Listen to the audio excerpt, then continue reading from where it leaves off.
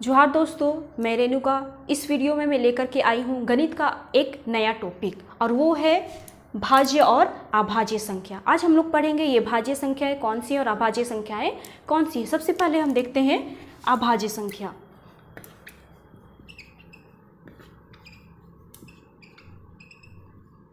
अभाज्य संख्या, अभाज्य संख्या की परिभाषा है जो संख्या एक से विभाजित होती हो और स्वयं से विभाजित हो। ठीक है, जो संख्या एक से विभाजित हो और स्वयं से विभाजित हो।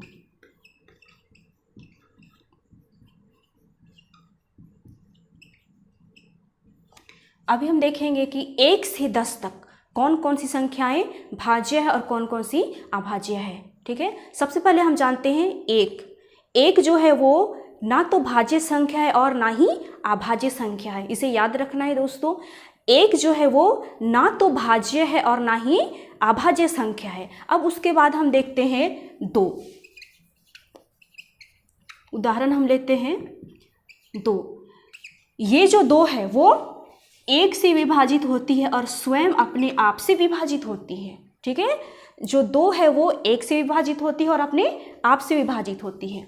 उसी प्रकार 3, ये भी स्वयं से विभाजित होती है और 1 से विभाजित होती है और स्वयं से विभाजित होती है। ठीक है, अब 2, 3, इसके बाद आता है 4। लेकिन याद रखना है कि जो 4 है वो 1 से भी विभाजित होती है, 2 से भी विभाजित होती है और स्वयं अपने आप से भी विभाजित होती है, इसलिए वो अभाज्य संख्या नहीं होंगी। ठीक है, जो 4 है वो 1 से विभाजित होती है, 2 से भी विभाजित होती है और 4 से भी विभाजित होती है, इसलिए वो अभाज्य संख्या नहीं होंगी।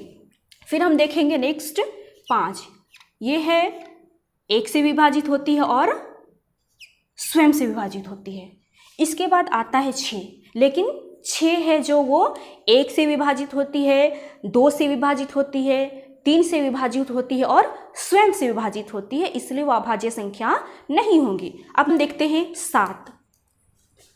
7 है, ये भी 1 से विभाजित होती है और स्वयं से विभाजित होती है। 7 के बाद हमारा आता है 8, जो 1 से विभाजित होती है, 2 से विभाजित होती है, 4 से विभाजित होती है और स्वयं अपने आप से भी विभाजित होती है, इसलिए वे अभाज्य संख्या नहीं होंगी।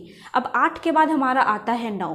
9 भी हमारा 1 से विभाजित होता है, 3 से विभाजित होता है और स्वयं अपने आप से विभाजित होता है, इसलिए वो भी हमारी अभाज्य संख्या नहीं होगी। अब नेक्स्ट हमारा आता है 10। वो भी अभाज्य संख्या नहीं है क्योंकि 1 से विभाजित होती है, 2 से होती है, 5 से होती है और स्वयं से। तो ये हमारा अभाज्य संख्या यहीं पे समाप्त होता है। अब हम नेक्स्ट देखते हैं भाज्य संख्या।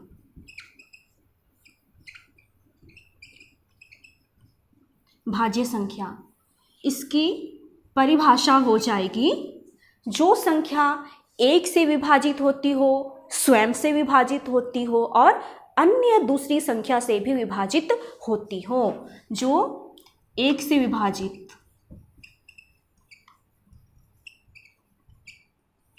स्वयं से विभाजित,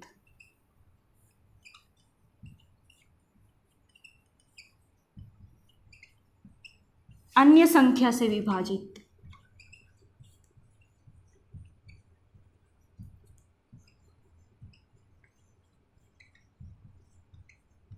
अन्य संख्या से विभाजित होती हो।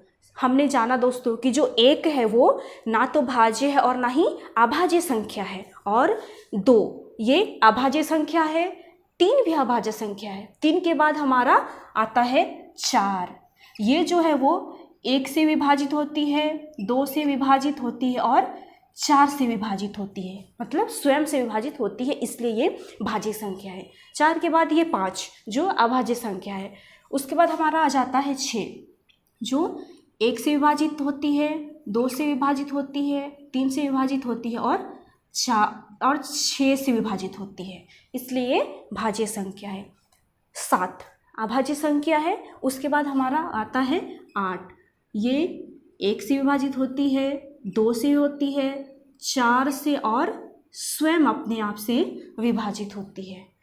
8 के बाद हमारा हो जाता है 9। ये 1 से होती है विभाजित, 3 से विभाजित होती है और स्वयं अपने आप से विभाजित होती है। उसी प्रकार हमारा हो जाएगा 10, ये 1 से विभाजित होती है, 2 से होती है विभाजित, 5 से होती है और 10 से विभाजित होती है। ठीक है दोस्तों, हमने जाना कि भाज्य संख्या और अभाज्य संख्याएं कौन सी हैं।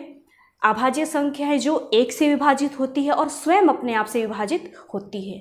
भाज्य संख्या है जो 1 से विभाजित होती हैं, स्वयं से विभाजित होती है और अन्य संख्या से विभाजित होती है। और जो 1 है वो ना तो भाज्य संख्या है और ना ही अभाज्य संख्या है। धन्यवाद दोस्तों मेरे इस वीडियो में बने रहने के लिए। नेक्स्ट डे मैं नए वीडियो के साथ आऊँगी एक नया टॉपिक लेकर के। धन्यवाद।